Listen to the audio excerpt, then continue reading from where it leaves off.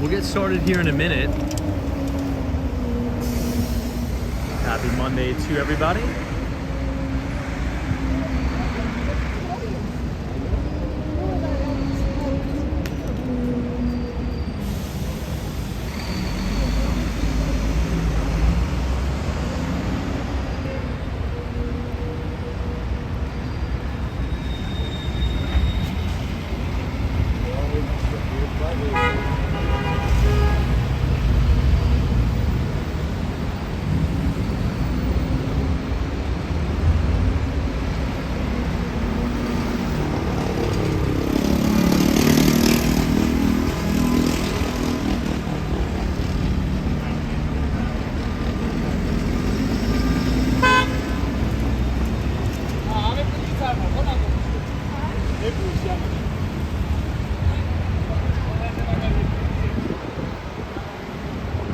Oh, that's right.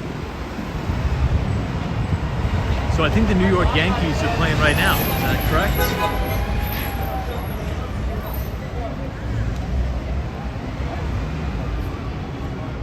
I think this is game 3. The Yankees are down by 2 games, right? They lost 2 in a row, and now they're in the Bronx. Hopefully they'll win tonight. Completely forgot about that. Wow, DC 322 is 3-0 Dodgers now. Crazy. So it looks like we're gonna get swept. That's all right. We had a good run, I guess. I'm not really a big baseball guy, but if it's the World Series and if the Yankees are in it, might as well pay attention to it. Anyway, we'll get started in just a moment. Lots to talk about. Pretty good action today in the markets. Markets are anticipating big corporate earnings coming up later in the week. We're also going to get a pretty big jobs number too. So we'll talk about that and more tonight. Look at this. I've never ran into this before. So this is how they put up the letters. That's pretty cool, isn't it?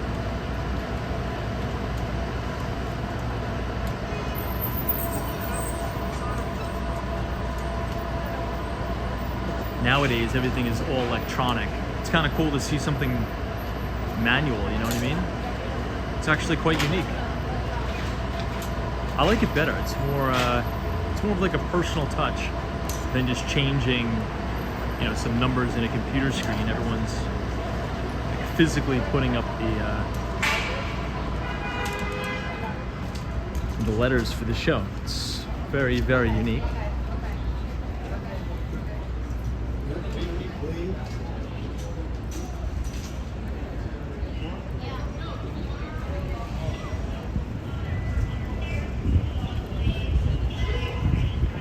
All right, everyone, I think before we get started, we'll do the nightly audio and visual check.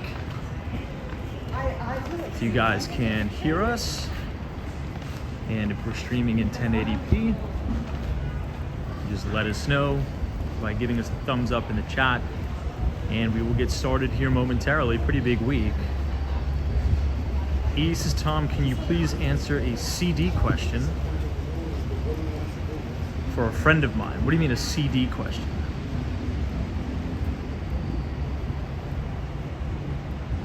Oh, you're talking about like certificate of deposit, or like actual CDs where you play music? I'm assuming the latter. I'm assuming certificate of deposit. But sure, I'm not a big CD type of guy. But yeah, fire away. We could talk about it tonight. Anyway, guys, this is the new Grand Army Plaza. Really excited about this because it's located in such a pristine location. You have the GM building, you have 432 Park Avenue, Trump Tower. This building right here is the Sherry Netherland Hotel. We always talk about this building. One of my favorite books is Reminiscences of Stock Operator.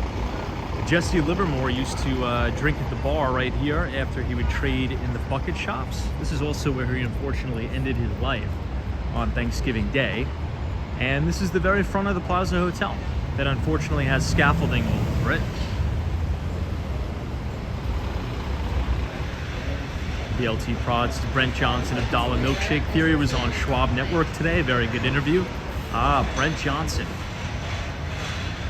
Really good guy, super smart guy. I'll have to check out that interview because the Dollar Milkshake Theory is a theory that I quite like a lot. Anyway, good evening everybody and welcome back to Walks in Wall Street. Today is Monday.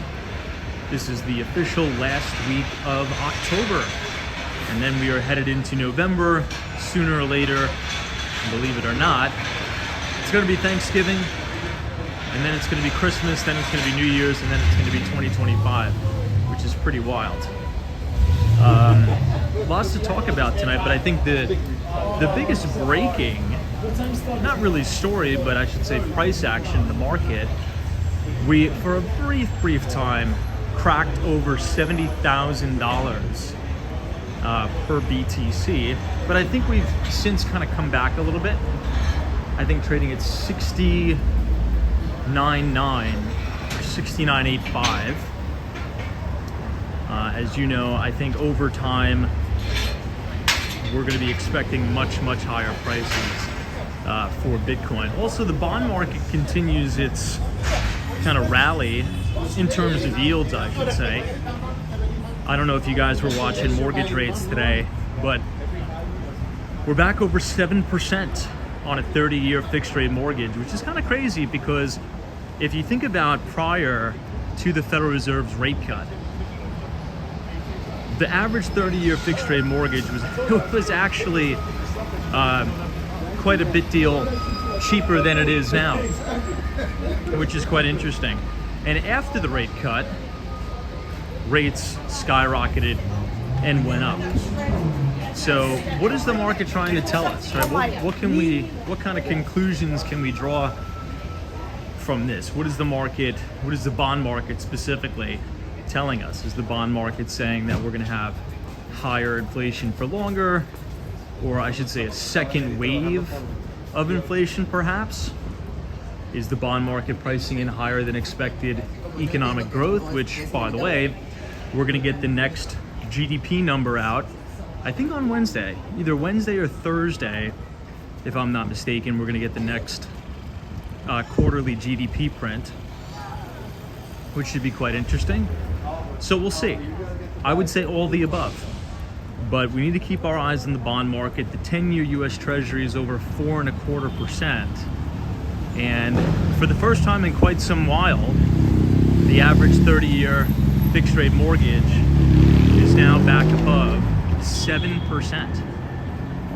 Now keep in mind, and we're going to talk about this as the night progresses, but we just got home sales data in terms of existing home sales from the National Association of Realtors, or NAR, and existing home sales are at some of their lowest levels since the 2008 financial crisis.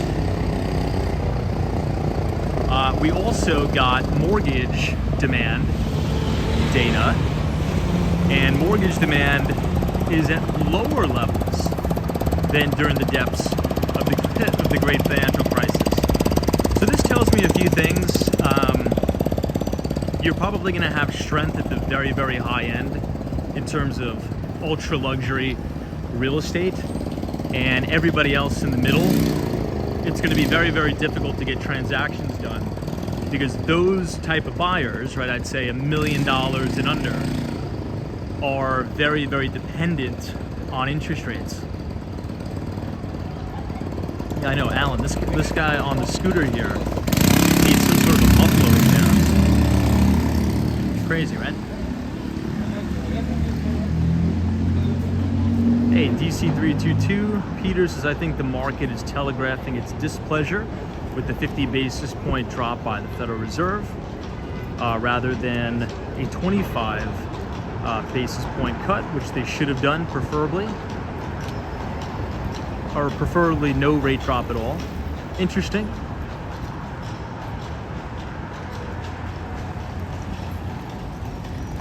Someone says my CD with 41,000 is maturing. I could put it in another CD at 4.5% for 6 months, or put it back in savings for a total of 100K at 4% currently. Unfortunately, I can't advise. Just to be quite frank, I'm not allowed to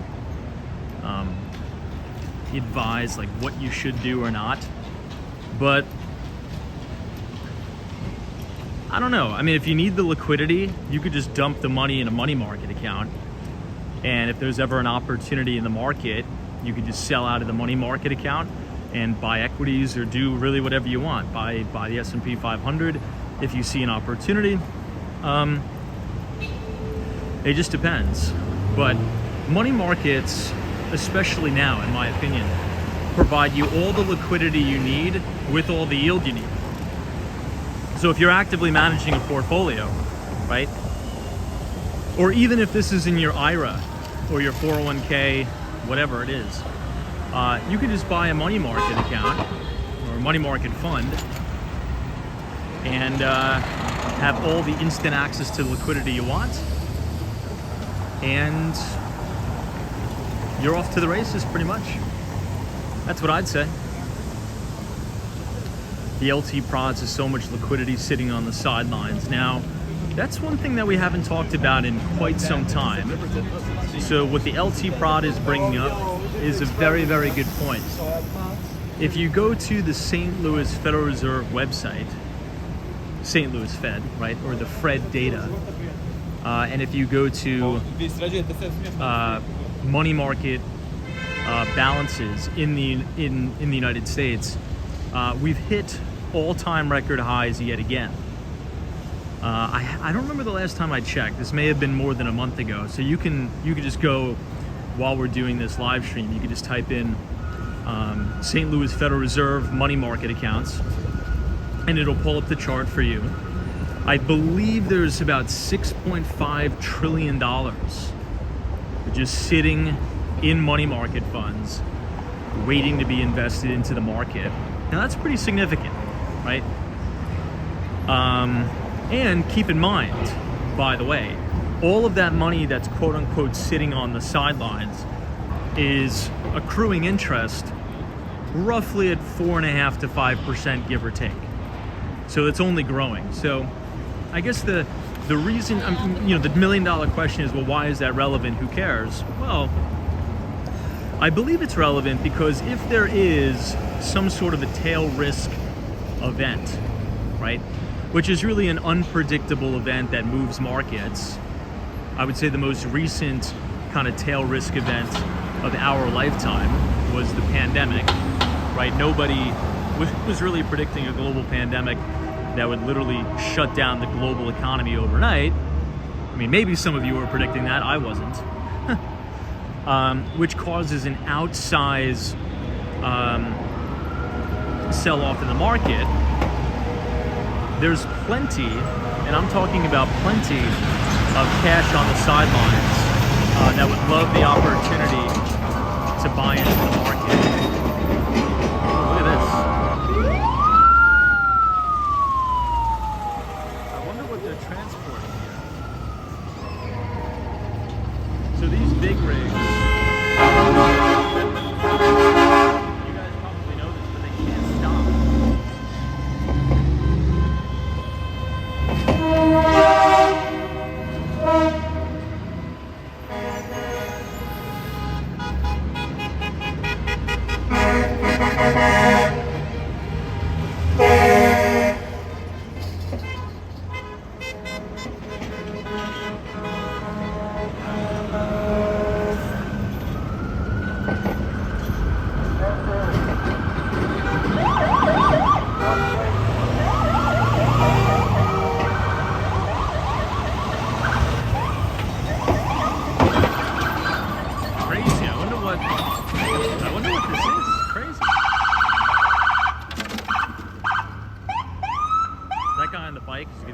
Killed one day.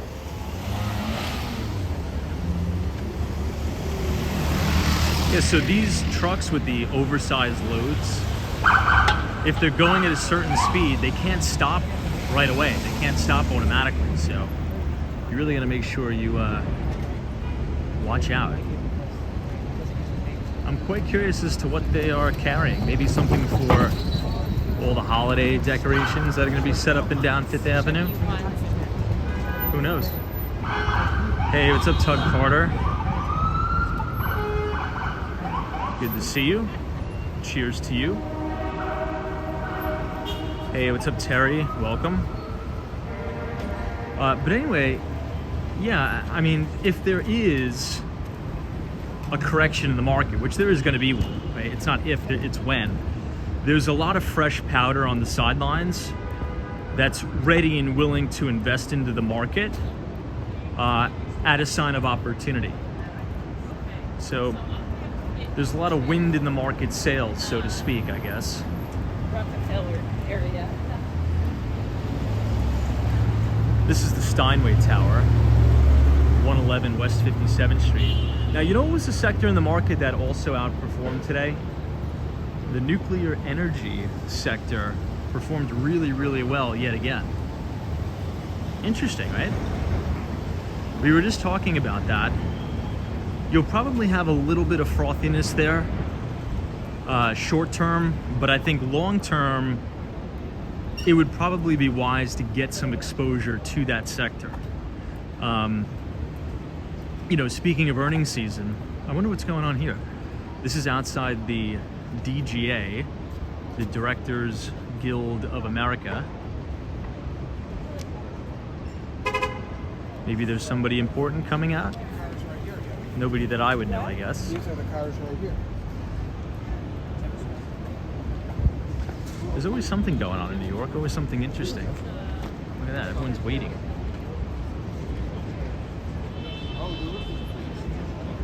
But as we talk about earnings season, we have Microsoft, we have Alphabet, we have Amazon. All of those companies have either invested money or signed massive contracts with energy companies that are either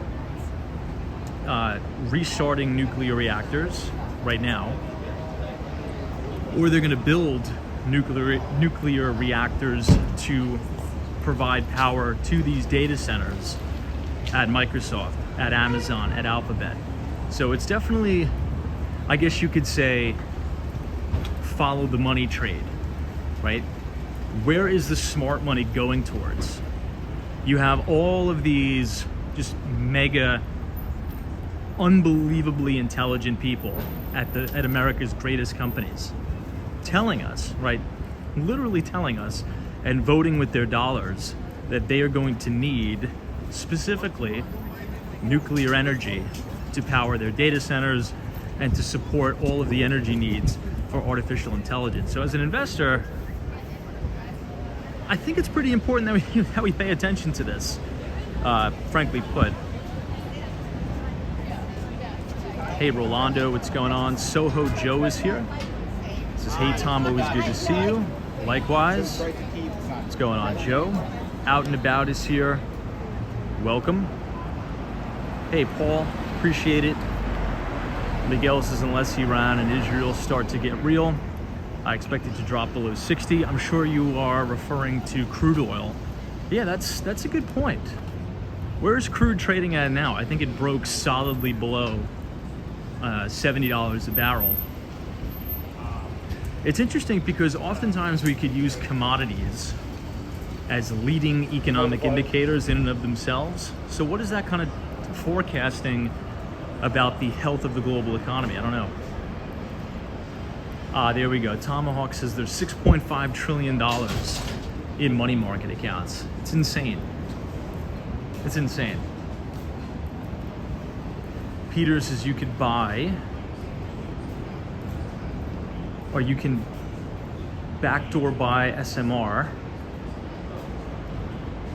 by buying Floor Corp.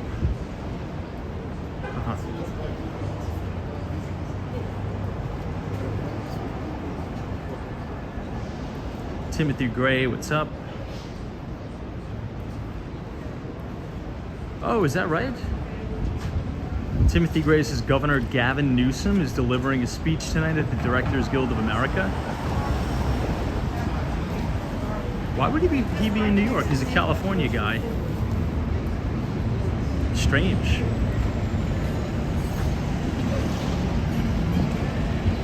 Montes says, Tom, what would qualify as a correction that's investment worthy? A 10 to 15% drop, or a longer span of a 20% drop. Well, if the S&P 500 drops 20%, that's more than a correction. That is devastating, to say the least, for individual stocks, right? Because you have to understand a specific stock's beta, and we've talked about this before. That's why it's important to, beta weight a portfolio. So if the S&P 500 is down 1% on the day, right? That probably means a lot of these high octane tech stocks are probably going to be down 3 to 5%. But if the overall market, right, like the S&P 500 declines 20%, you're going to see some individual stocks down 70 or 80%, right? And that's exactly what we just saw. Like we're just emerging what I believe is a raging new bull market. If you look when the market topped in 2021, from peak to trough, I think the S&P declined what? Almost 20%. I mean, the NASDAQ was a little bit even deeper than that. And you had a lot of the individual stocks down 70 to 80%. So if you have a 20% correction in the S&P 500, like if the index is down 20%, I mean, there is going to be fire sales going on, right? A 5 to 10% correction in the market could even show some individual stocks really unwinding here to the downside. We had that mini kind of correction as the S&P 500 was building that handle, and I think Nvidia was down 30%, or maybe even a little bit more than 30%, and it rallied its way back. Terry says most of my money is in the S&P. Maybe that's why I have so much anxiety lately. I mean, you probably shouldn't have that much anxiety. The S&P 500 has been hitting new all-time record highs pretty much every day. The S&P 500 in 2023 returned 23%, and this year in 2024, it's on track to gaining another 20%. So if most of your assets are in the S&P, I mean, you're up almost 40% in 2 years. So you're doing really, really well. I mean, that's fantastic. Most people, right, myself included, but if we're talking about like a retirement account, like an IRA or a 401k, most people have some sort of an index fund geared towards the S&P 500 or the like. Hey, Gary Carpenter, what's up? Good to see you. Professor Dario, welcome. Hey, New England Crypto. What are your thoughts about Bitcoin briefly hitting over $70,000 today? It looks like this thing wants to break out and really, really run, but it just needs to solidly close above 70,000. I think right now we're at 69,000, maybe 800 for Bitcoin, but it's looking good.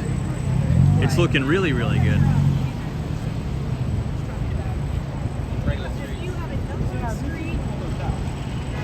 Patrice 2020, what's going on? I see Mikey G is here. Says, hey Tom, looks like a nice night in New York City. I see Ben is in here. What's up, Ben? Always a pleasure. Unij 23. Now, speaking of retirement, I'm not sure if you guys saw, but there was an unbelievable article this week in Barron's that was talking about specifically assisted living facilities and long-term care as it relates to insurance policies. You guys got to read that article. I was actually tweeting some excerpts of the article today on my X page. If you want to follow us on X, you can follow @WalksWallStreet. But I never, and I'll just preface what I'm about to say by saying this. I used to sell a lot of software and a lot of telecom into home healthcare agencies, assisted living facilities, and the like. So I do have a pretty good general idea of how much these assisted living facilities cost. But that was 4 or 5 years ago. So check this out. I don't know if maybe you guys have some experience with this, and I want to know your thoughts. But the median price, you guys aren't going to believe this, the median price for 1 year in an assisted living facility is $174,000. Did you guys know that? According to Barron's, right? 1 year to have yourself, a loved one, a grandparent in an assisted living facility. You know, they have, nurses on site, things like that. It's $174,000 a year. Now, the problem is, the insurance companies do cover this and the insurance companies do pay for this. But with the rising cost of healthcare in the United States, and again, you guys got to read this article. It was very, very well done in Barron's. If you just type Barron's assisted living facilities, the article's going to come up. The insurance companies had no idea the costs of healthcare, particularly long-term care, was going to get so expensive, right? When we talk about inflation, not a lot of people talk about, the inflation of a home health, like the price of a home health aide to come and take care of your loved one, right? Nobody talks about the inflation of the cost of, 1 year in an assisted living facility. And as the prices have gone up so much, these insurance companies have to raise their premiums. The problem is, a lot of people who are going to need potentially long-term care are very close to retirement age. They're either on fixed incomes and they don't have enough money to pay for the insurance premiums. So they're in jeopardy, if they don't pay it, of just losing all of their care right as they're about to go into these facilities. It's really, really crazy. And I didn't have that much of an idea of just how wild it is. Larry Adams says LTC policies are a must. Terry says $7,000 a month for some of them. Weinberg campus is closing its nursing home. Larry Adams is without insurance, with Medicaid, you still do pretty well.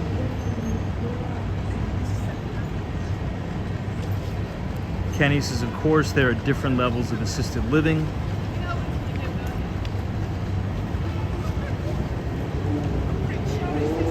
But yeah, I mean, it's pretty crazy.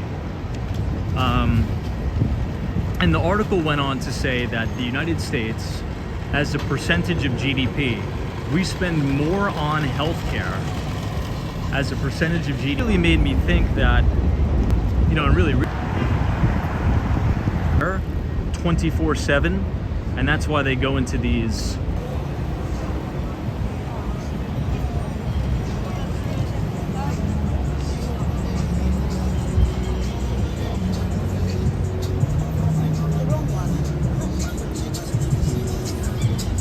see if we can get out of the buffer zone here.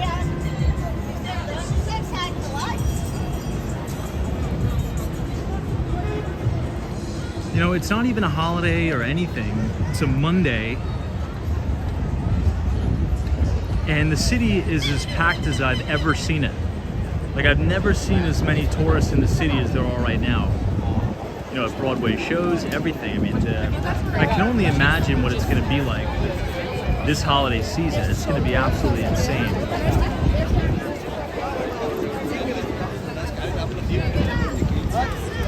Just seeing with the way everything is right now in New York City, I think I'll make a prediction and say that this holiday season is going to be the busiest for New York in its history. I mean, we're not even at Thanksgiving yet. It's a Monday, and everything is packed. I mean, the city is crazy, crazy packed. It's pretty wild.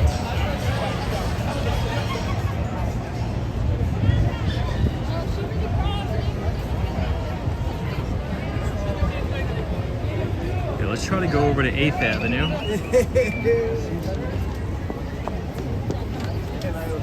We'll try to go up and over. to avoid some of the crowds.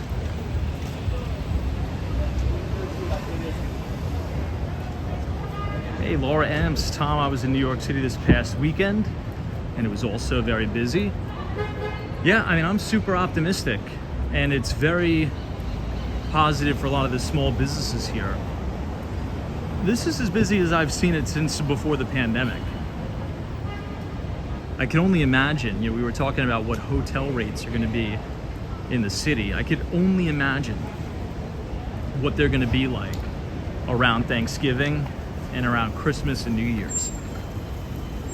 Probably, $800, $1,000 a night.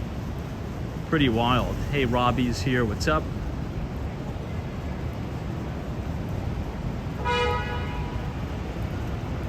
I think we'll probably be buffering a lot this year because of all the people.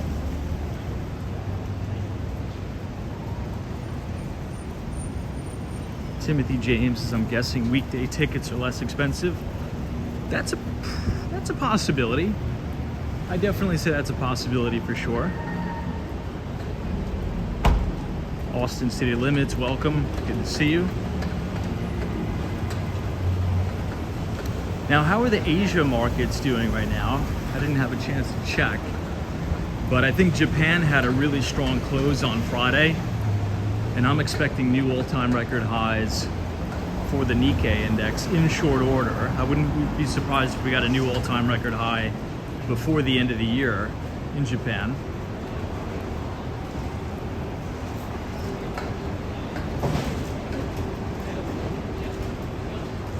Yeah, Funky Child says October, November, December, high season for tourism. Now, to your point, I was down by the Empire State Building today, and pretty much all day, there was a line to go to the top of the Empire State Building. There's usually never a line, but there was a massive, massive line.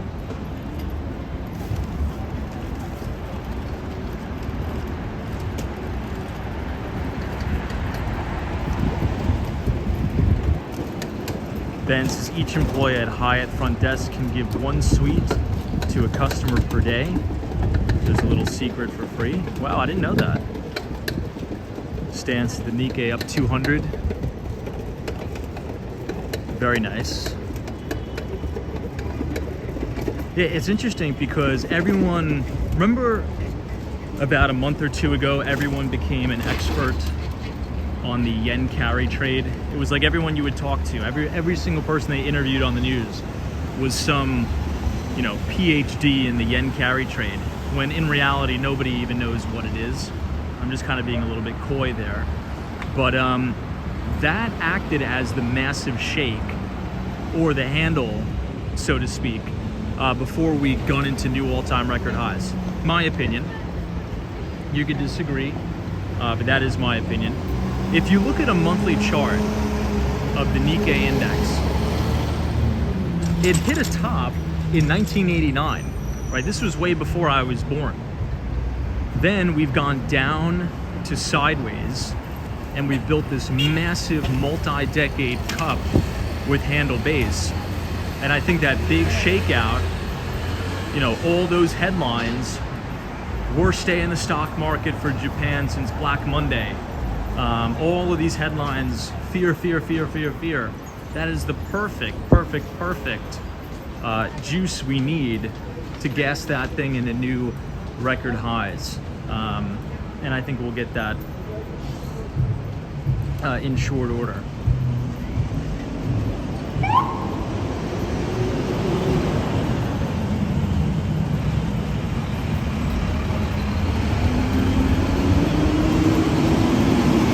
Ben says Japan and the United States will do tons more business if Trump wins. You know what I was just thinking about the other day? The assassination of Shinzo. Terrible. Assassinations happen a lot more than we think about. It's a very dangerous job, just being a politician. And I think now with, social media, and this is on both sides, right? You're essentially putting your life at risk if you just run for any type of office. It could be a mayor, It could be, you know, a local politician in a rural community somewhere. I mean, with the rhetoric that's been going around, and it's blasted out to millions and millions and millions of people on social media, like X, like Facebook, you know, Instagram. It's very dangerous. And I think that is very, not to overuse the word dangerous, I should say that's going to have very negative consequences for the United States. And usually I'm an eternal optimist, but here's kind of how I'm thinking about it. It's going to get so dangerous to become a politician that the only people that are going to be willing to do it are multi-billionaires that have massive amounts of money to spend on security and that they can live up in an ivory tower. But if you're broke, I mean, not to be too harsh, but if you're broke and you're poor and you're trying to do the right thing and run for office and try to make a change, you know, if you start making noise, I mean, good luck, okay? Life is going to get very dangerous for you very quickly. And on both sides, right? On the Democrat side of the aisle and the Republican side of the aisle. You know, people take little clips that people say out of context, post it around and say, you're a racist bigot, you're this, you're that, or you're a communist. You know, that is very dangerous. Very, very dangerous. So, that's kind of my 2 cents on that. There'll probably will need to be some sort of legislation passed that provides every single government official, you know, Congress member, Senate, anything, with some sort of security or some sort of stipend to pay for personal security. I mean, it's really gonna need to be that way, in my view. Any thoughts or opinions on that? What do you guys think?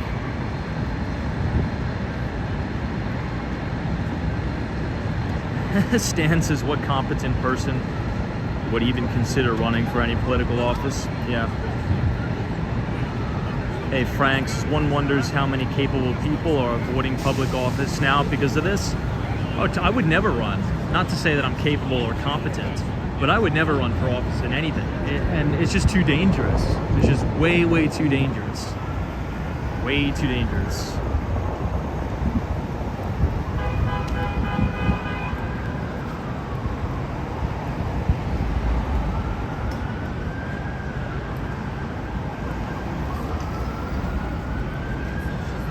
The stress of it is probably very mounting too. Like the moment you run for office, you have people 24/7, 365 trying to go dig into your background, pull any little negative thing that they could see and spin it and write books about it, articles about it. It's hell. I don't need that at all. It's hell.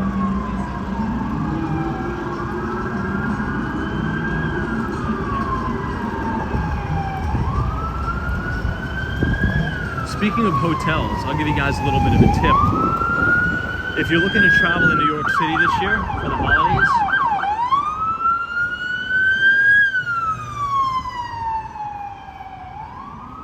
this hotel right here, the Kipton Theta, it's actually pretty good. And it's very, very affordable. It's right on 8th Avenue.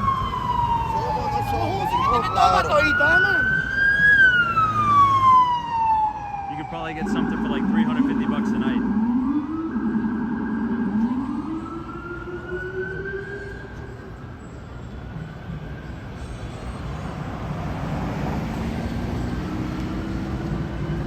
Hey, Ibrahim Azam, what's going on? Says, I agree. I would refuse to run for office unless I'm wealthy. It also seems like the people who do run for office that are not wealthy, once they get into office, they become extremely, extremely wealthy.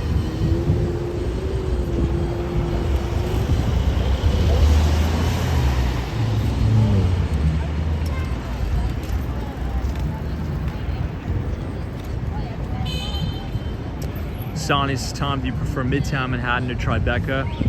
That's a good question. I really enjoy Tribeca. I really like it.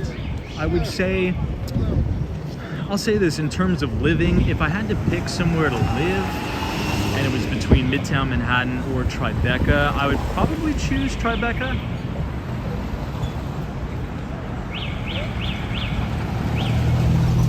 because Midtown's a little bit too busy.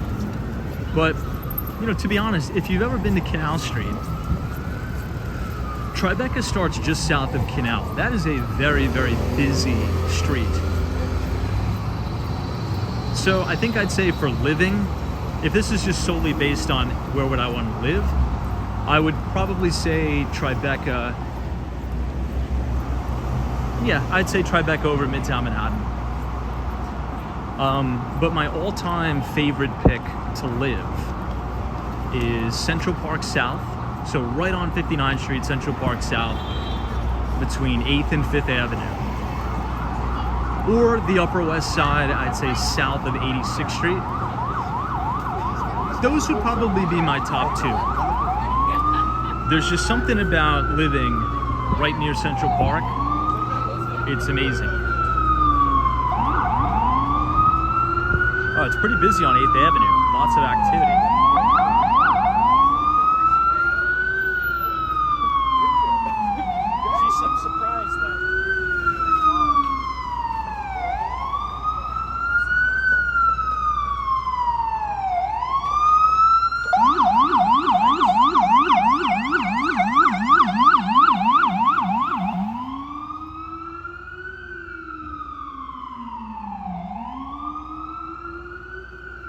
Very active tonight. What would you guys say if you had to pick anywhere in Manhattan? And let's just keep it to Manhattan. Let's not venture out into the boroughs just yet. If you could pick one neighborhood, right, assuming money doesn't matter, if money's no issue for you, which neighborhood would you pick to live in? Those would be my top two: Central Park South and the Upper West Side, south of 86th Street. Laura M's is Flatiron. I have a few listings in Flatiron. Peter says Sutton Place. Ooh, love Sutton Place. Professor Dario says Sutton Place or Steinway Tower. Patrice 2020 says Soho. Soho is also amazing. We haven't been there in a long time. Mike G says 15 Central Park West. Well, that's Upper West Side, so yeah, 15 Central Park West is awesome. Brad's Brains is Flatiron Building in Sutton Place. Third would be the Dakota. That's a good one. Dakota's on 72nd Street and Central Park West. It's an amazing, amazing building.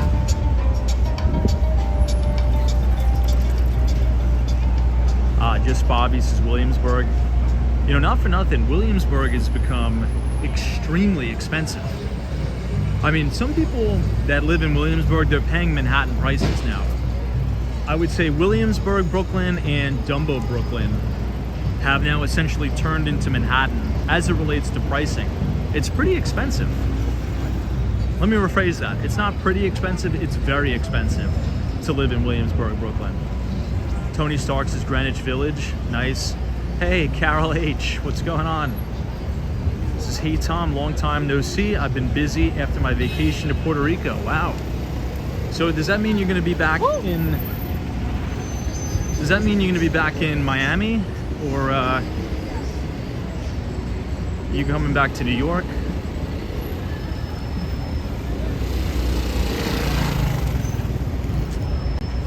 But nice, good to see you.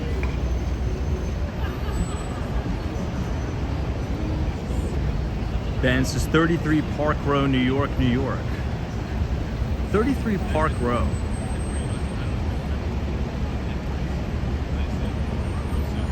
Is that Battery Park? Oh, Carol H says, yeah, you're back in South Beach. Love that.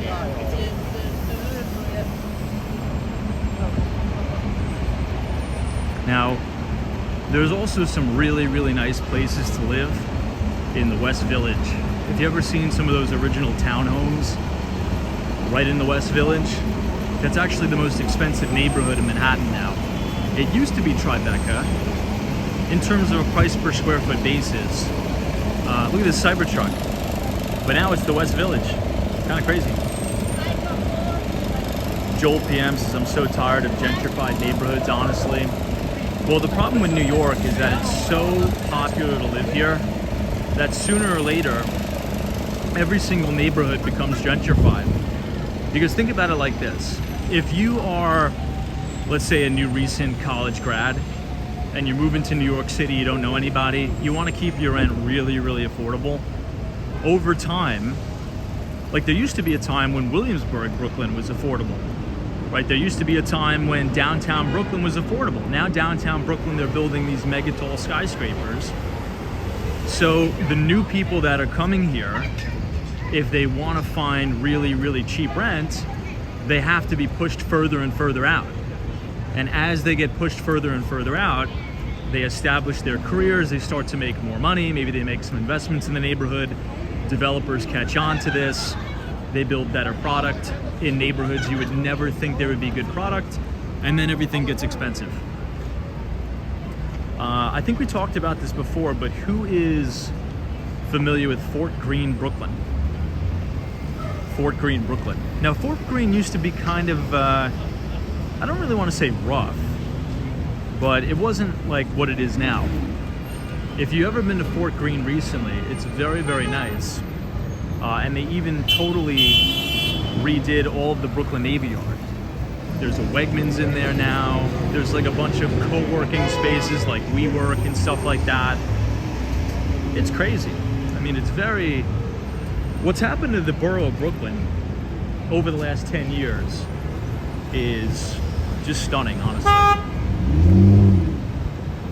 Oh, BMST groups, as I put Fort Greene, Brooklyn in the chat earlier. Royce's Prospect Heights. You know what's another good neighborhood in Brooklyn? But that's like crazy expensive, like unattainable expensive? Brooklyn Heights. When's the last time any of you guys or girls been to Brooklyn Heights? Unbelievable neighborhood. There's, I think St. Joseph's College, if anyone's ever heard of that, St. Joe's, they are located in Brooklyn Heights. Beautiful brownstones. It's like such a picturesque neighborhood. It's awesome.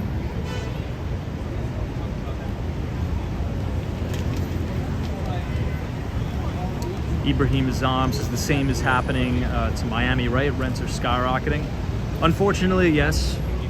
Miami, now the problem with Miami, it's even more unaffordable technically because the incomes are significantly lower in terms of your median income for Miami. So what's very popular about South Florida, you know, Miami-Dade, even going all the way up into like Hollywood, Florida, Broward County, it's very easy to quote unquote commute and have a second or third home down there while having a very lucrative salary from the Northeast, if that makes sense. I think that gap is going to close a little bit. You'll probably have higher paying jobs down there, but it's going to be a slow roll. So you've had property valuations, you know, single family homes, condos, really skyrocket in South Florida. But by and large, and I'm speaking in generalities, right? Generally speaking, most people in the state of Florida, particularly Miami, don't make the salaries that you would make in a San Francisco Bay Area, right? Or in a New York City, or in a Chicago. But you have the same pricing. So that's the problem. That's what's kind of really been crushing a lot of native Miamians, so to speak.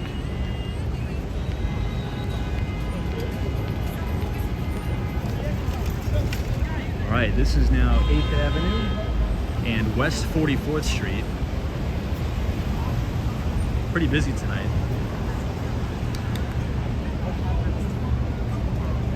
Hey, Steph UF, what's going on? Good to see you.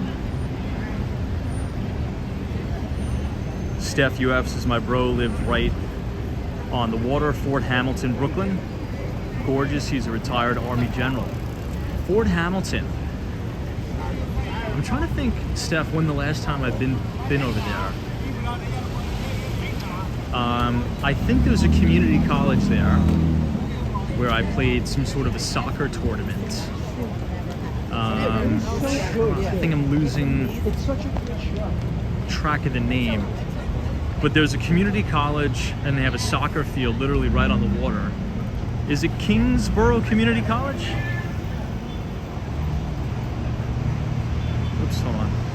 I think it's Kingsborough Community College. Anthony Torres is where do you park your car? I do not have a car, thank God. Brad's brain, hey, Bitcoin 70,299. There we go. Very, very good. Now, I think the daily candle for Bitcoin closed a few hours ago. I don't know if we got that 70,000 close, but hopefully the Koreans will blast us over 71,000 overnight.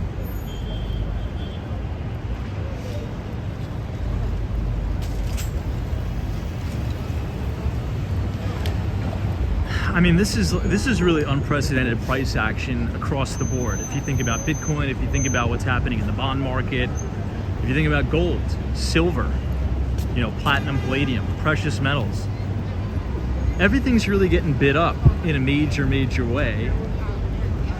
And I think this spells more inflation and higher growth for the US. On Wednesday, I believe we're getting the GDP print for the previous quarter. Oh, I think you're right. Yeah, hang with Mark Moms. Kingsborough is by Manhattan Beach. One of your siblings went there. Yeah, I was only there for like a weekend, but it seemed pretty nice.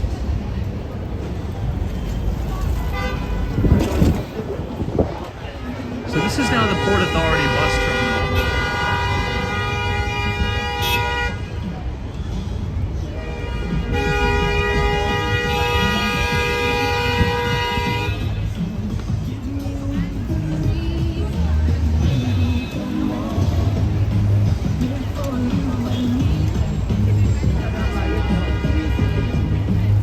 See if we can cross over to the left. I mean, look at this traffic. Crazy traffic.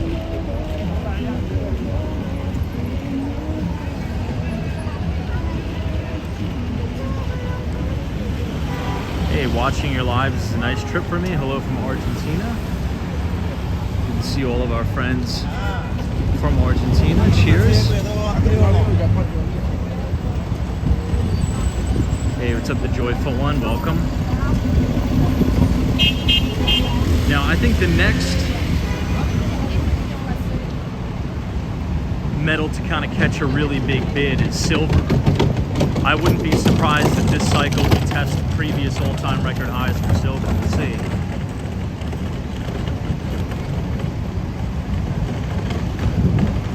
Hey, Rich Girl Era, what's going on? Dalt, welcome. Mark Francis 076 says, love my gold. Now, Mark Francis, when you say love your gold, are you talking about physical, or do you just own the paper, like GLD or something like that? Hey, Adrian, what's going on? Welcome to Times Square. Certainly is busy tonight.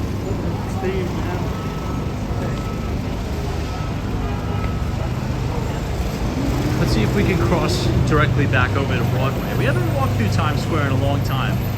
We might as well check and see what's going on.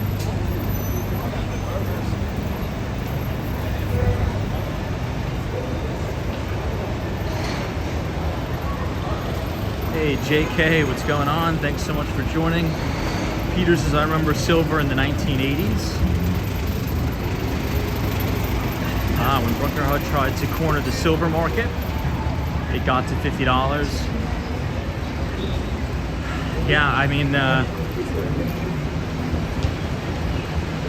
I'm sticking with Paul Tudor Jones. I think we'll have very good price action in gold. Well, we have been having in gold, Bitcoin, and soon to be silver. And to be honest, a lot of people are very underexposed. Even institutional people are very, very underexposed. I was having a conversation, well, multiple conversations. Oftentimes, people that I know that are, wealthier folks, I'll often just like test the waters and say, hey, does your family office or does your company or whatever your family have an allocation to Bitcoin, and still most all of them, more so now they do, but still a lot of them don't, and they don't take it seriously. The institutions who do are very, very keyed into the market. I took a selfie. And that's kind of what leads me to believe that we're very, very early in this thing. Even still, it's wild to be saying that, because you may be thinking to yourself, well, Bitcoin is at 70,000. How are we possibly early? You know, there's a lot of people out there, especially institutional players, that are still very negative. They don't take it seriously. You know, we are still very, very early, my friends. Hey, Doltz, it's Tom. I watched the Paul Tudor Jones video you said, and it was incredible. Had no idea he made the Everglades Foundation in South Florida. Yeah. He's also involved in Robinhood, not the Robinhood, the stock, but the Robinhood charity, which does a lot of good work here in New York City. Now, speaking of that Robinhood charity that donates, millions and millions of dollars to underprivileged kids in New York, it just really goes to show that money doesn't solve any problems. And it's so true. It doesn't matter how much money you throw at a problem. It just depends on what the money is used towards, and if the money is being used in good stewardship. You know, I think there was some crazy statistic. There's more people living in poverty in New York City now. And you could Google this and fact check me if you want, but I heard it on a podcast. But there's more people living below the poverty line, or more children that are going hungry in New York City now than ever before, which is crazy to think about.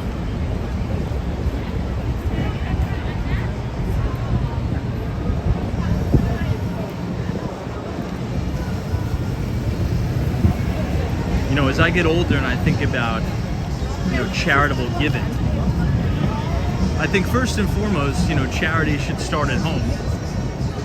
Because if your own personal house isn't in order and your family is not in order, how can you, stand on 2 feet to help somebody else? It's kind of like on an airplane when they're doing the safety proceedings. They say in the event of an emergency, when the oxygen masks come down, you got to put your own on before you can help somebody else. So it's like, establish yourself first, have the charity start at home, and then you can branch out. The problem is, and this is what happens at a lot of family offices when they allocate money towards good causes, there's no accountability and there's really no oversight at a lot of these organizations. That's the problem. Obviously there's a lot of organizations out there that do really great work, but a lot of money is oftentimes squandered away.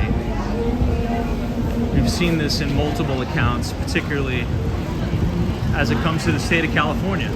Right? How much has the state of California spent to solve homelessness? More than any other state in the history of the United States.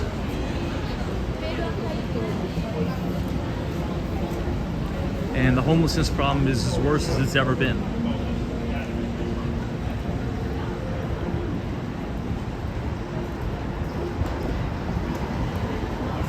Let's go over towards Bryant Park. Maybe we'll be able to get there today before it closes. We're walking past Bank of America Tower now on 42nd Street. Mark Francis 076, as I always look at the salaries of the administrators before charitable giving. That's another thing.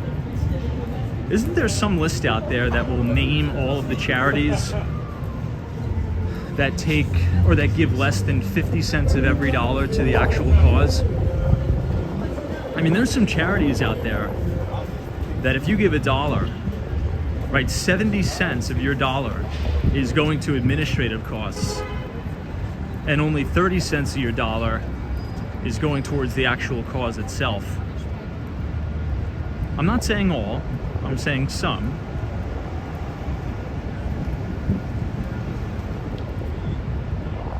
but it is a real big problem. This is one Vanderbilt.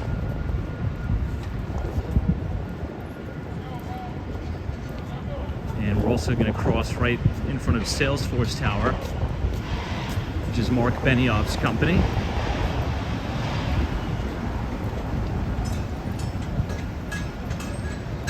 New England Cryptos is legally, you have to give 20%.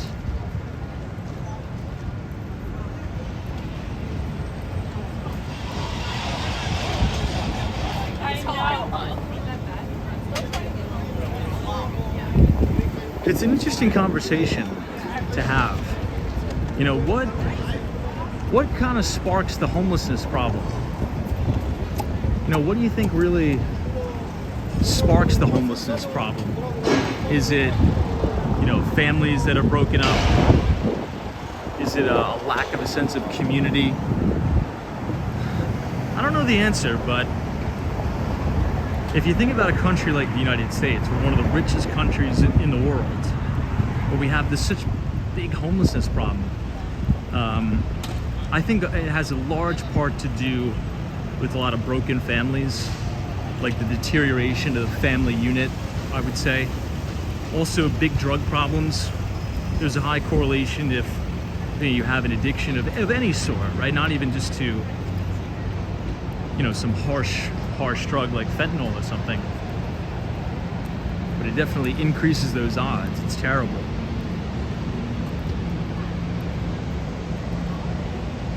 Yeah, joy for once is mental health issues, finances, high cost of living.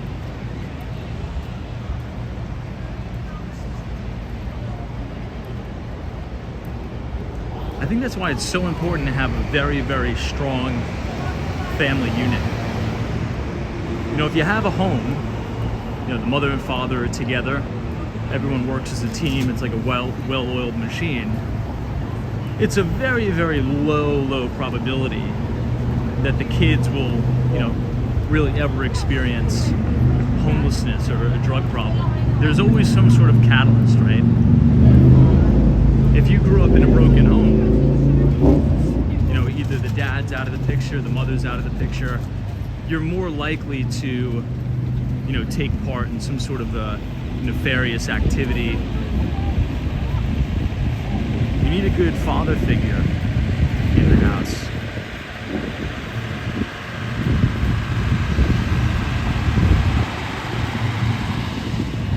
This is a pretty cool view looking up 6th Avenue. So you can see the Radio City Music Hall sign. But this is Bank of China. I wanted to show you guys this building.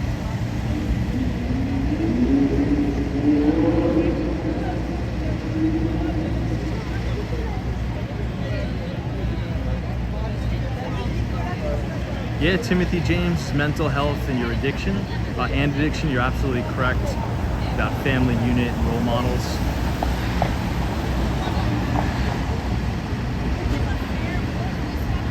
It's definitely a big problem. And perhaps it's a culture thing. Perhaps it's like an American culture thing. You know, Americans tend to be very independent. And I think over time they've kind of gotten away to strong, you know, family type values. Because it's tough going it alone, it really is. I mean, I can only imagine. I mean, think about the disadvantage, right? If you think about, let's think about a city like New York City, for example, okay? You could have someone that grows up on the Upper East Side, extremely wealthy, has access to nannies, has access to tutors, you know, any type of resource you want, and then just literally 5 miles away, right? Let's say in East Harlem or something, less than 5 miles away. You could have a kid that grows up without internet in the home, right? Or the kid grows up homeless. A lot of people don't know that, but I'll tell you a quick story. When I was working at my previous company, we were working on a big government contract to provide New York City school students or public school students with internet access. And one of the problems that we ran into as we were talking with one of the guidance counselors and administrators at New York City Public Schools is that there's a pretty, I'm not going to say a large percentage, but it was shockingly large percentage of students in the New York City public school system that are quite literally homeless. You know, they're in and out of shelters. So the problem we ran into is, you know, are these devices that we put out in the field, you know, are they going to get stolen? You know, are they going to get lost? How are we going to replace them?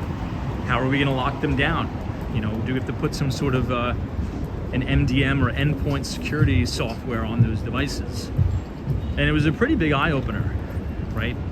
And the pandemic really exacerbated the wealth divide and the intellectual capital divide in this country, particularly inner cities, right? When everyone went to remote work and remote schooling, you know, if you were from a wealthy family or a middle-class family, no problem. You just log on to the Wi-Fi and, you know, you're home with the nanny or whatever. But some people rely on public school as kind of like the child care.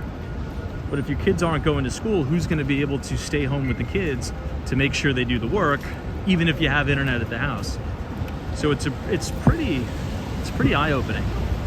It's pretty eye-opening. And my hope is that we don't go down this kind of accelerant where you have the advantaged getting so much more advantage than the disadvantaged. It's definitely a problem that needs to be solved, for sure. Hey, John G, what's going on? Thanks for joining. Hey, Melissa2087 is here. Says, hey Tom, will you be streaming on Halloween? I think so. I think we probably should be streaming on Halloween, please God. It's crazy that it's coming up in a couple of days. Very, very close to Halloween here. Let's actually cross over to 5th Avenue.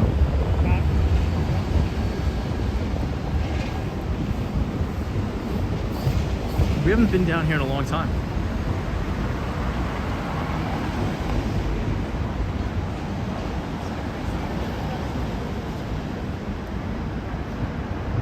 Hey, what's up, Chris L? DM is here. Al Baker, cheers. New England Crypto says 71,000 has been hit. Wow. You know, if there's demand, if you look back in previous Bitcoin cycles, when you have very, very high demand in Asia trading, that usually almost always carries over to the United States the morning after. Particularly with Bitcoin, by the way, because if you don't have a strong close for Korea, particularly the Koreans are all about cryptocurrency and Bitcoin. It's highly unlikely that you would have a strong US trading day. So it looks like there's quite some appetite for Bitcoin in Asia trading, which is good.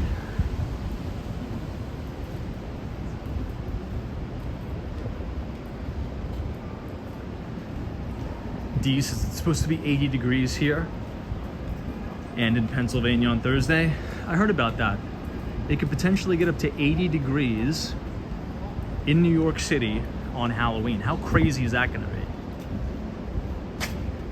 Can you guys imagine what New York City is going to be like if on Halloween it's going to be 80 degrees? Whew. Crazy.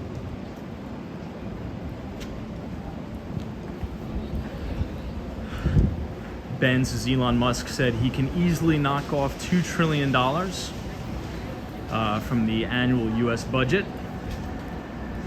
Now, I'm just going to ask a question. How many of you think Elon Musk could do that? Who says yes, who says no? What are your thoughts?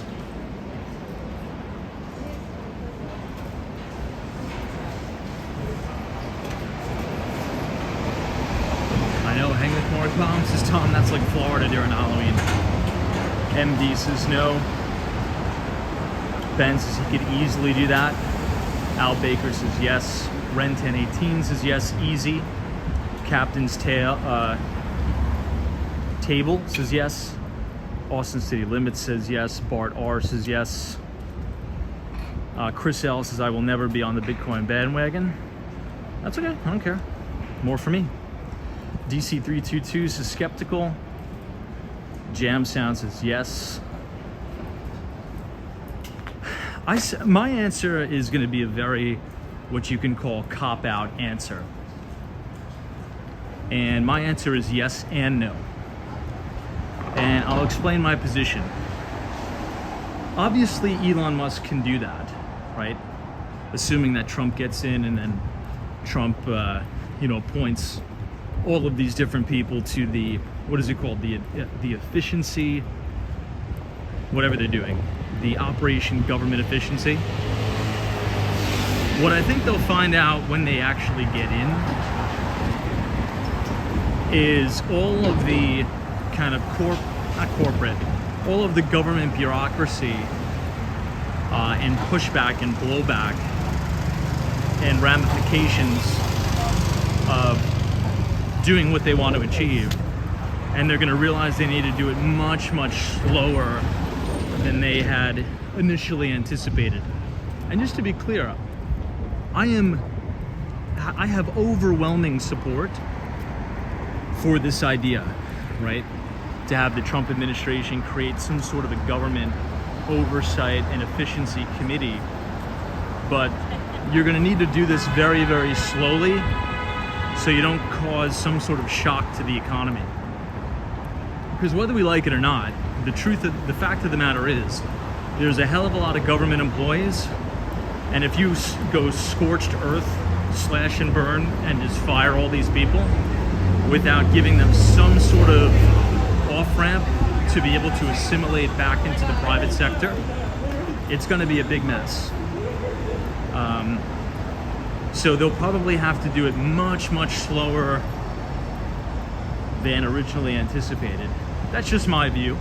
But again, over time, and that's kind of why, I'm an eternal optimist, but it's a little bit disheartening kind of talking about this because it's going to need total and complete cooperation from both sides. And we know that that's never going to happen. Look at how amazing this view of the Empire State Building is.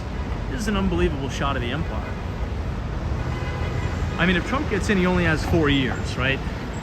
And then by the time they start to really crack down and implement this plan, this is not a 4-year thing. This is going to be like, a 12 to 18-year thing, right? To actually do it properly. And I have little to no confidence, we'll be able to do that. And that's coming from me, who's usually very optimistic. Any disagreements there? Maybe I'm wrong, but I feel as if something this big, right, you're gonna have, politicians from the other side of the aisle saying, hey, if you vote for us, we're gonna give you your job back. Donald Trump and Elon Musk laid you off. If you vote for us, we're gonna hire you right back to this government organization that was either disbanded or whatnot. So it's gonna turn into like a political ploy or a political game, unfortunately. But if we do it the right way and we don't leave these employees with, a bad taste in their mouth, and we do it, essentially you have to do it professionally, right? You don't just slash and burn, and churn these people out without giving them some sort of safety net, or pay package or help or guidance with, assisting them in getting a job in the public sector.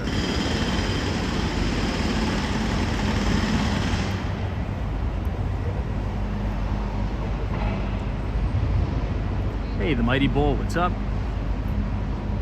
Ben says either way, it's a major shake. Shake up in what direction we go from here. For sure, I agree. Vivian Francesca, what's going on? Welcome to 35th Street and 5th Avenue. This is the CUNY Graduate Center, by the way. I'm not sure if I ever showed you guys this. We've walked past it a million times, but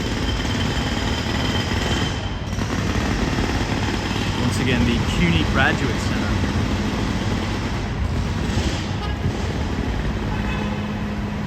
Let's go this way so we can miss the jackhammering over there.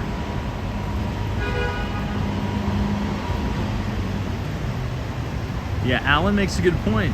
Alan says, I'm going to trust the billionaire. He knows far more than I ever will about getting stuff done. That's a really good point, and particularly Elon Musk, right? I mean, if there's somebody we could trust with, getting stuff done. I was about to say something else. It's Elon Musk, right? I mean, this guy somehow has time to build Tesla Cybertrucks, has time to build Optimus robots, has time to build autonomous vehicles and Tesla cabs, autonomous taxis, while at the same time having time to drill tunnels through the ground to, better support our infrastructure in the United States and send satellites up into space to provide us all with very cheap and efficient and fast internet through Starlink, while having enough time after he's done with all that to shoot a bunch of missiles into space and have the missiles come back down to Earth and land and get caught between two little chopsticks.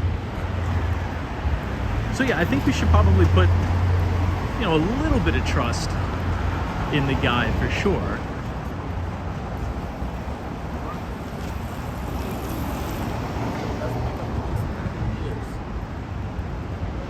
It's actually a really good point. Very good point.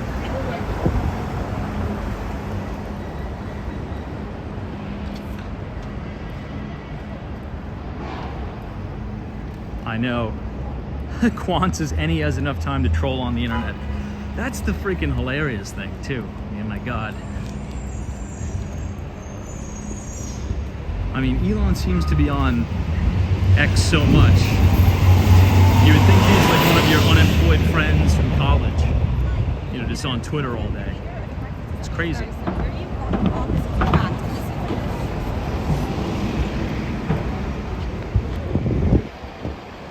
All right, check out this view of the Empire.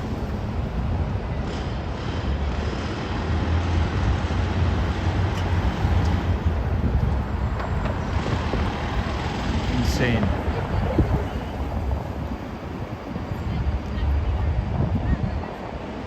Hang with Mark Mom says my son is still eyeballing a Tesla Model Y, and I made a deal with him that I'll give him $50,000 to buy a Toyota hybrid, so his S&P can keep growing. He can't make money buying a Tesla. Well, I would give him $50,000 and I would buy leaps on Tesla and just roll them, and then that $50,000 will probably be a few million bucks in 12 years, or probably more than a few $1 million. But I totally get your point.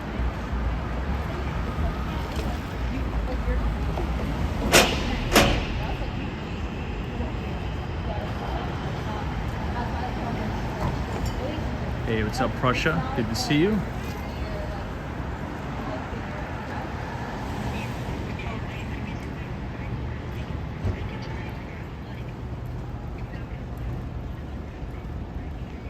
Yeah, Tesla, I really think it's go time for that company. Maybe it, kind of comes back into its base a little bit, but all of the fundamentals are kind of lining up for Tesla. We talked about all the major fundamentals that drive the price, well, that have historically driven the price of Tesla stock in the past. Margins are improving. I mean, in every single business segment for Tesla. Speaking of Tesla, here's a nice Tesla here. I mean, you have, I think, over 20% margins now again for Tesla autos. You have 30% plus margins for the energy storage business, and you have 8% margins now for Tesla services. Oh, by the way, I think Tesla now sits on a cash pile of about $30 billion. So it's a very, very well capitalized company too.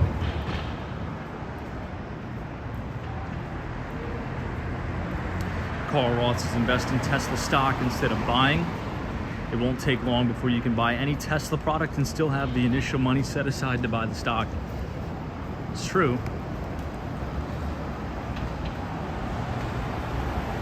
You know, and if you go back and look at this. This is a Bentley desk. I wonder how much this cost. But if you go back and look at how Tesla usually trades, it's very, very cyclical in both the time or duration of the correction as well as the percentage decline in the stock. Now, usually it is very, very rare for a TML or a true market leader to decline 70% and then go on to make a new record high. But Tesla has done this twice now, and I think it's going to do it a third time. And the corrections usually always last over 800 days. You know, there's these very, very painful, long, drawn-out corrections in both price and duration that is really meant to shake everybody out.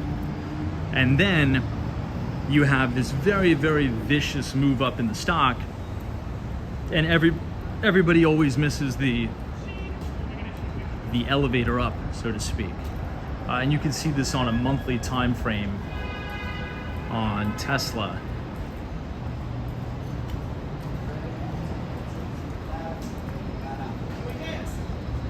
Yeah, Bart says, I think a lot can be saved on reviewing and cutting spending on government contracts.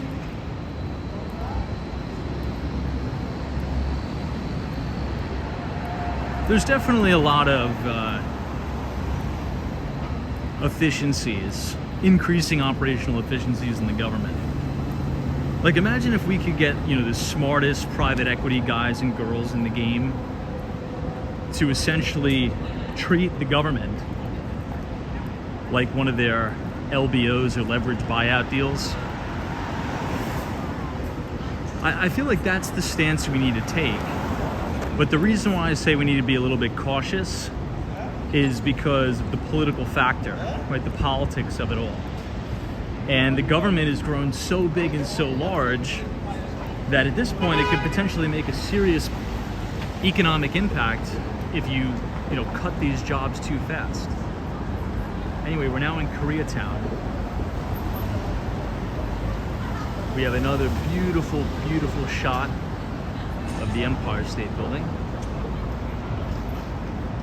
You have these, well, this is actually one new Korean barbecue spot. This used to be a spot called Baekjung. It's no longer in operation anymore. It's this new place. I haven't tried it, but I have tried this one. It's called Love. It's actually pretty good.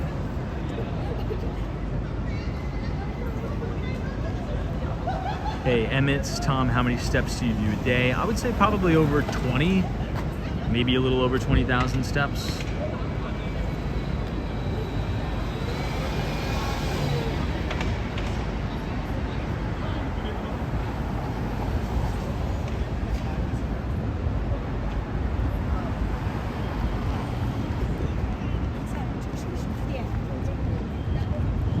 We'll take a walk through Koreatown. I don't think we've walked down 32nd Street in quite a long time. But if you guys are enjoying the live stream so far tonight, feel free to leave a like on the video. Click the subscribe button if you're new. And what are the Yankees doing, by the way? I think the Yankees were losing at first. Hopefully we don't lose a third game in a row.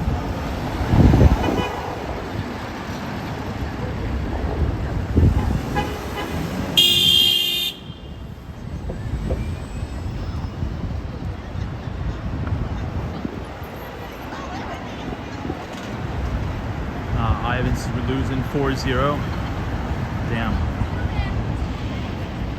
So it looks like the Yankees are going to go down 0-3. So that means if the Dodgers win one more game, they win the whole thing. Is that how it works? At least I think that's how it works. It's the first to four, the first to win 4 games.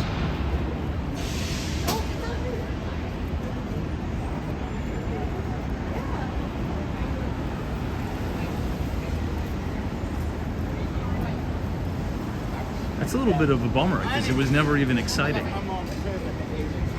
You know, the Yankees at least have to win one game, make it a little bit exciting. This is just like a big sweep.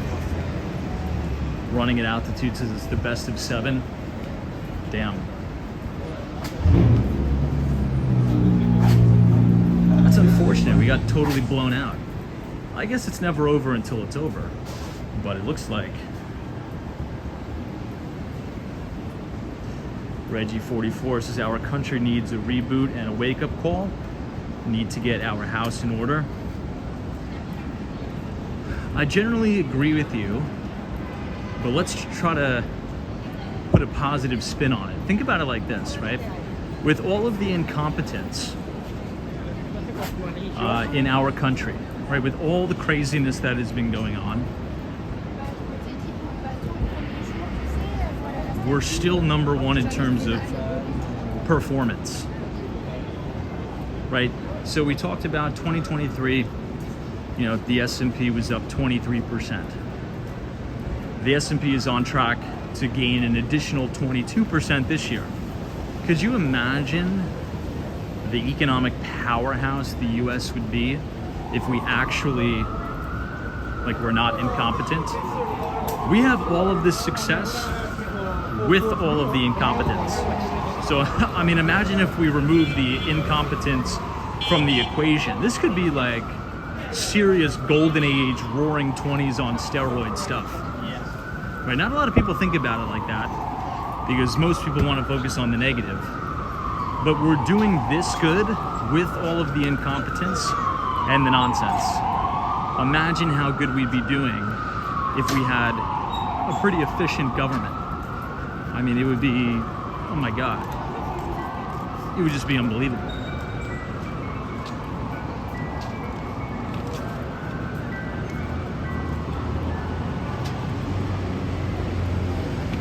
Let's see if we can go over by the Hudson Yards.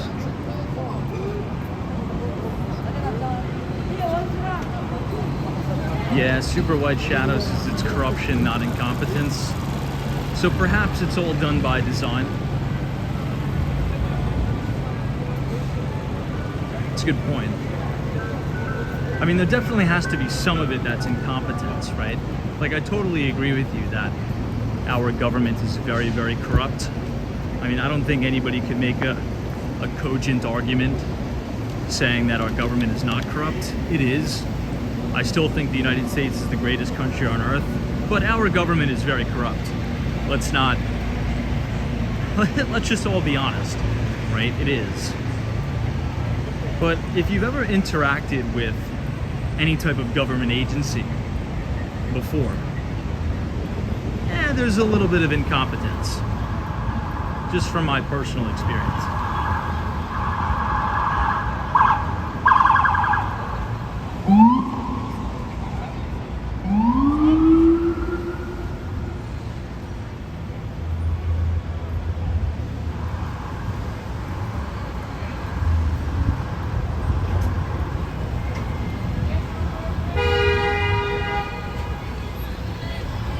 Crazy traffic here.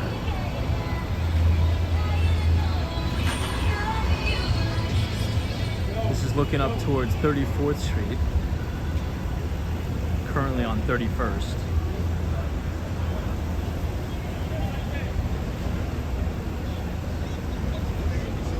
Kenny says it's not corrupt, just can't get all minds to agree on a workable plan. I don't know. I'm not trying to say, you know, one side of the aisle is corrupt and one is not.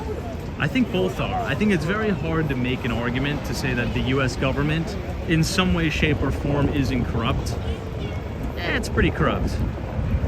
It's pretty corrupt. I mean, you can't tell me that there isn't some special backdoor deals being done with all the money we're funneling to Ukraine and all the money that we continue to give to the Taliban. You can't tell me that there's not some sort of kickback, backdoor military industrial complex scheme going on. And to be fair, the military industrial complex historically has really been pushed by the Republican Party. Not to get too deep in the weeds on the politics, but look, I love America. I think this is the greatest country in the world, but if we're being honest, there has to be some sort of corruption going on.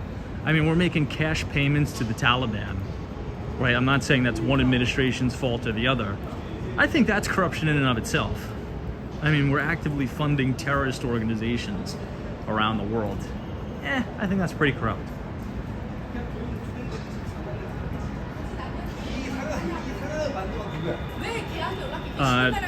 You know, at the local level, I mean, look at all the government funding that's being spent on homelessness in California.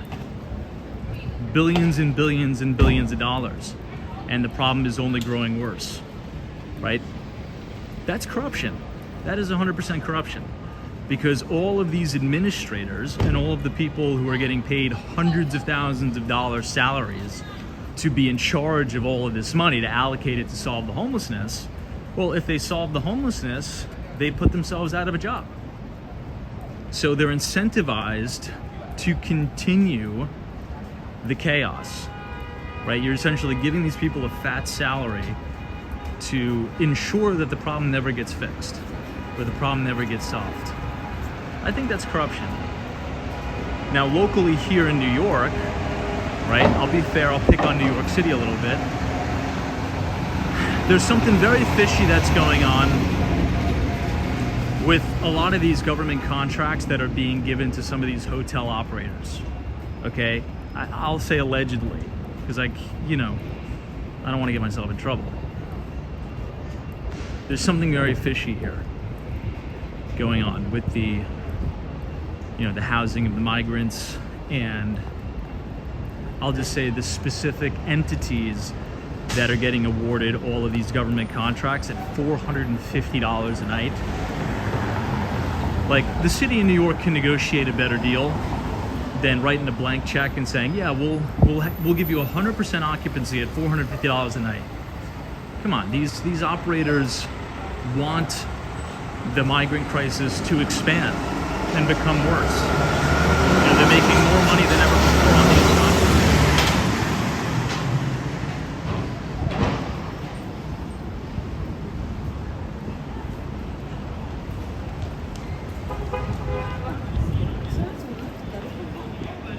So there's definitely corruption there. There's corruption with the MTA.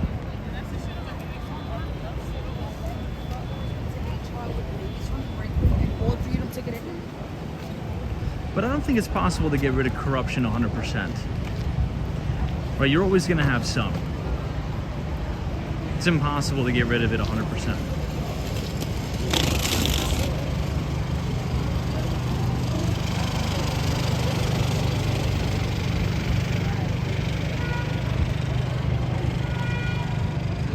Wow, look at this. Here we are at the Penn 2 project. Look at that Empire State Building tonight.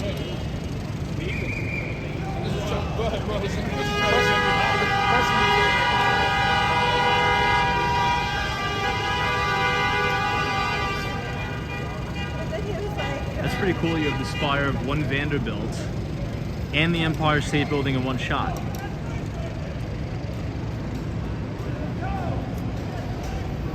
Hey, Eyeglass Lady, good to see you. Thanks for joining us. And this is HBO Watch Money Electric, the Bitcoin Mystery, really good documentary. I'll check it out. Isn't that the documentary where they said that they found out who Satoshi Nakamoto is? Which is BS because, well, I can't say. Maybe we'll go into it on a different live stream. Yeah, Steph UF, I've noticed that too. The city has been more noisy than usual over the last weekend until now.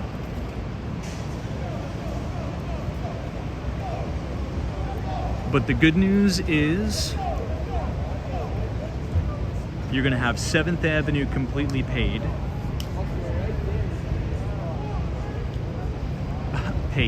And you're going to have Madison Avenue repaved and Park Avenue too. Wow, crypto memes is Bitcoin over 71,000. Oh my God. Awesome, awesome stuff. Wow. You know, we've been writing about in our newsletter, you know, we're talking about just before gold broke out of that cup with handle base over 2,000. I said the target for gold is $3,000 an ounce. And gold is $2,700 an ounce right now, or maybe $2,750. You're seeing the same exact setup here with Bitcoin, but in a magnitude of 10, in my view. I think once we really solidly break out above 73, I mean, you're seeing six-figure Bitcoin in a matter of, oh, this guy's gonna get defrauded by this CD guy, let's watch. Speaking of corruption and fraud, these three characters are the definition of bottom of the barrel. I mean, they rip tourists off hundreds of dollars a day. These guys rip off from tourists.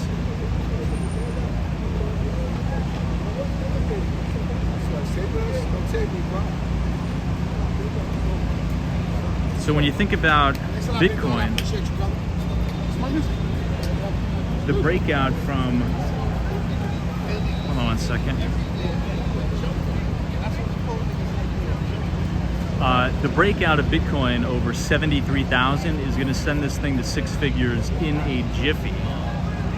And that's when I think the real FOMO sets in for the retail. But this is a big opportunity. This is a massive, massive opportunity here.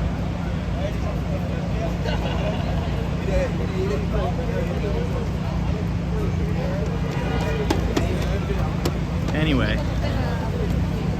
if you guys want to sign up to receive our free financial newsletter, you can scan the QR code on your screen and punch in your email, and it'll take you to our Substack, where we publish all of our free financial research for you every other Thursday. So check it out. It's a great free way to support the channel.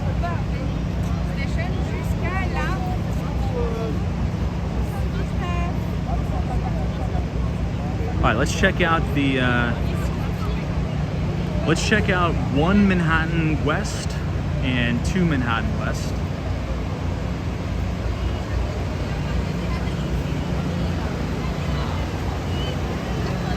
Oh wow, everything in Miami says check out the book Confessions of an Economic Hitman. Let me take a screenshot of that, everything in Miami. Thanks for the book recommendation.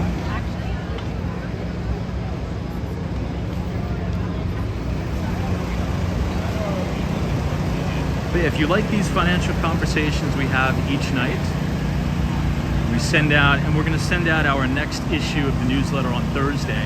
So check out our Substack. If you want to type !news, N-E-W-S in the chat, it'll also take you to our Substack, and it's completely free. And it's the best way to support the channel for free is the Substack.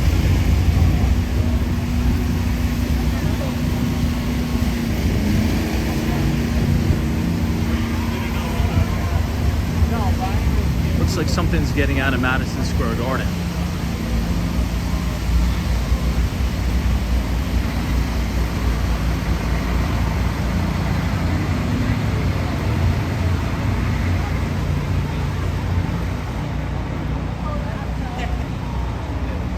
Oh, is there a Knicks game tonight? That's cool. Maybe everyone is waiting for the players to get out.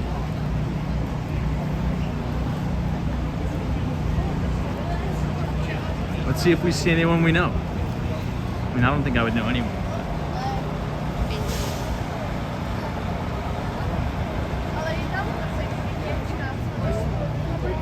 I didn't even know basketball season was on.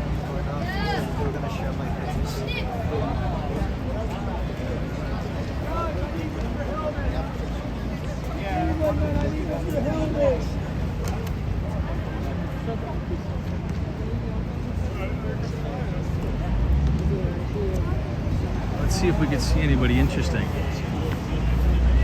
I should probably go to a Knicks game this year. I haven't been to one ever, for that matter.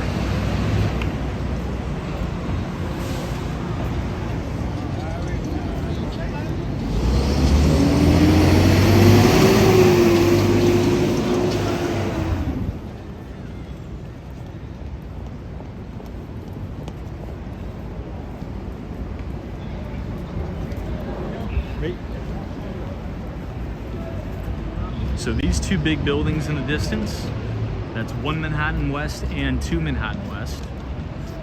And that big hedge fund, D.E. Shaw, just moved in, and they left their office at 1166 Avenue of the Americas.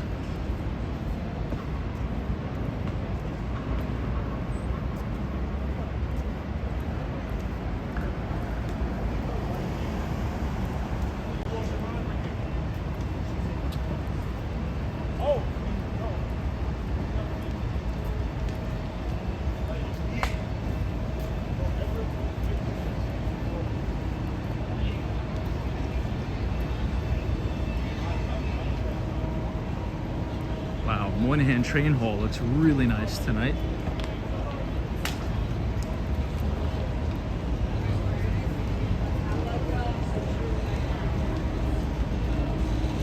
We gotta head back uptown though.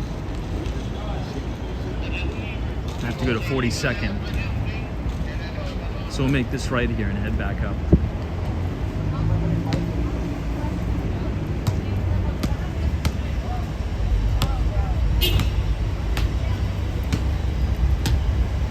I think World Series tickets tonight at Yankee Stadium, just for the standing room alone, was $1,700 just to stand up.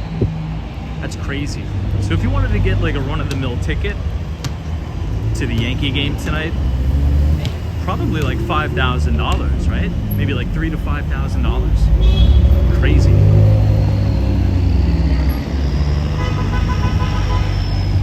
Wow, that's a cool car. I think that's a McLaren.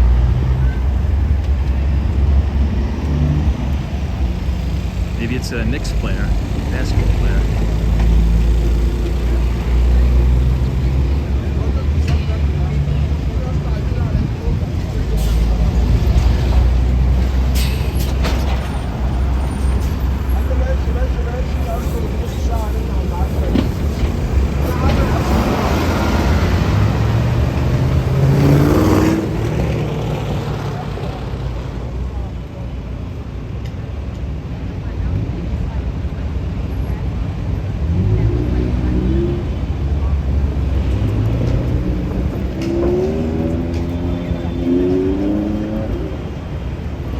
Debating on if we should go up 8th Avenue. I don't think I have enough energy tonight to deal with 8th Avenue.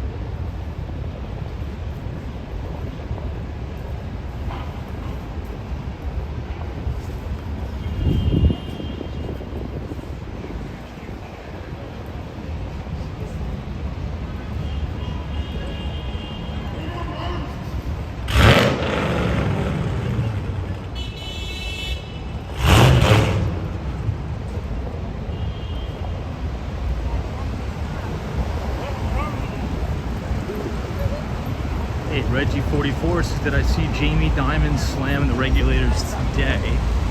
I don't think I did. Oh, now. It was good when you started. That's why I'll have to check it out when I'm on the train tonight.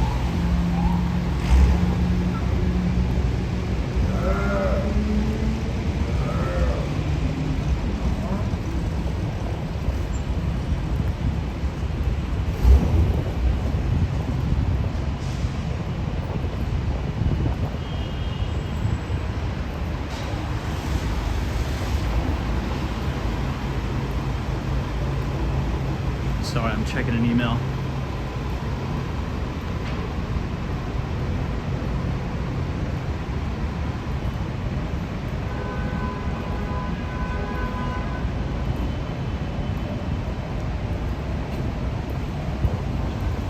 Al Baker says, why does Jamie Dimon hate Bitcoin so much? I don't even know if the guy hates Bitcoin, I wouldn't say. I would say he doesn't care about it.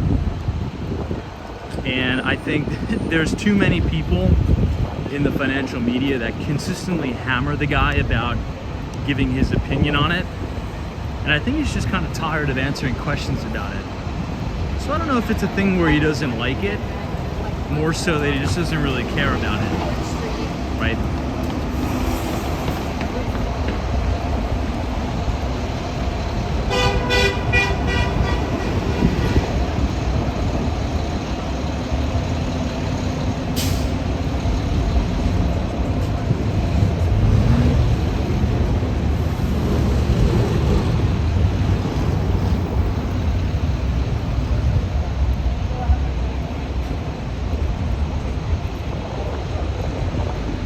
But it's just really, really wild. I mean, speaking of something that's wild, we already have the Christmas decorations on Macy's. Look at that, you have the Christmas wreaths right here.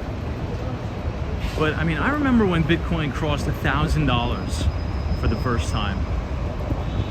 And then I remember when it went to 5,000, we were like, what? Bitcoin is $5,000? Like, what? There's no way. It's $5,000. And now it's 70,000? Just unreal to see it. I'm just gonna get my phone ready and my computer ready to take a screenshot when Bitcoin hits 100,000. I want the screenshot at exactly 100,000. 100,000.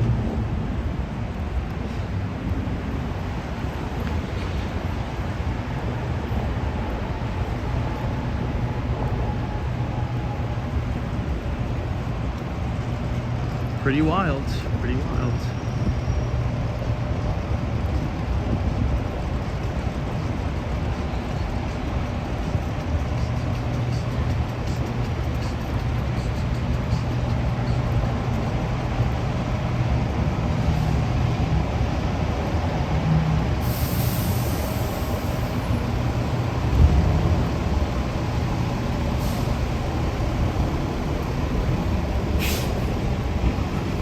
The streets have kind of died down a little bit, which is good.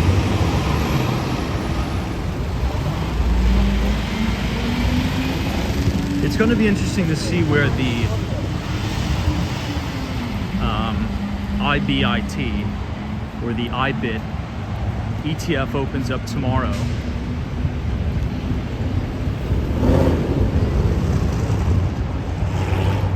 Yeah, David Armstrong. That's true. Bitcoin's 100,000 in some other currencies. That's true.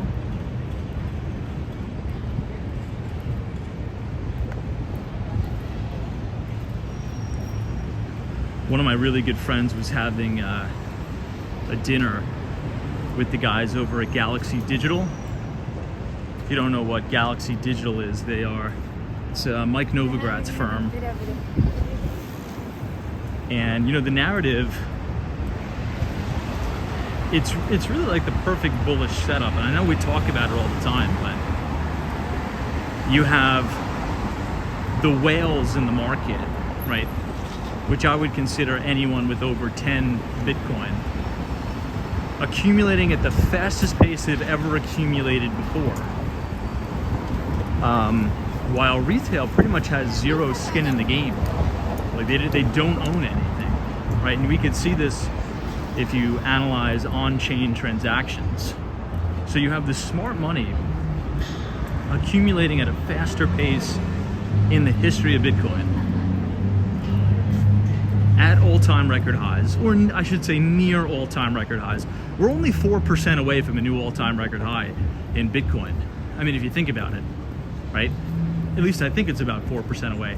If we're trading at 71,000 right now, that's roughly 4% away from a new record high. Or maybe, I don't know, I'm bad at math. It's something like that, 4 or 5% away, which is like nothing. That could be like 30 seconds of price action. And you have most of the, retail crowd not even talking about it.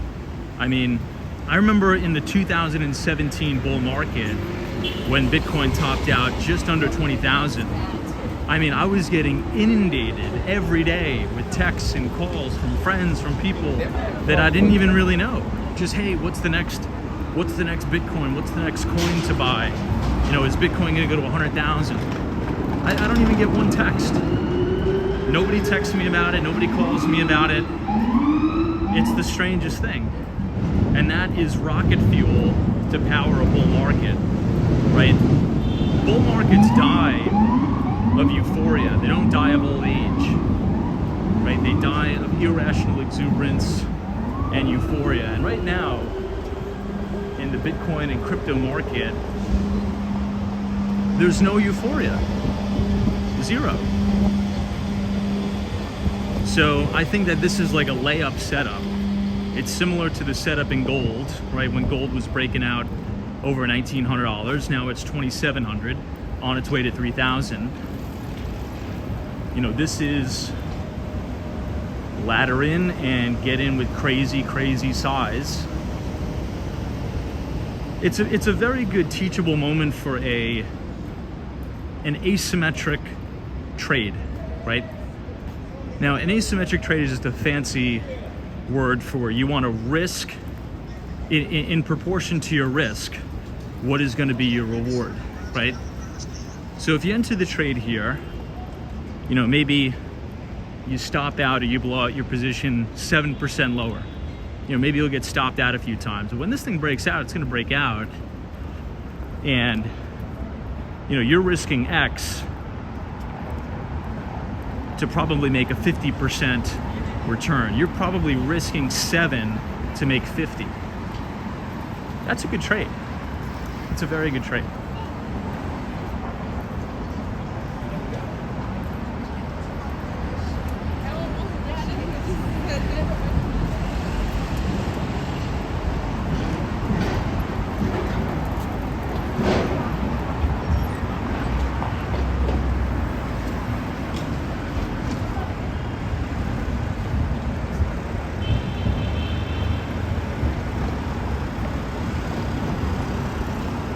I'm gonna head back to 42nd Street. I have to do something on 42nd for a quick moment.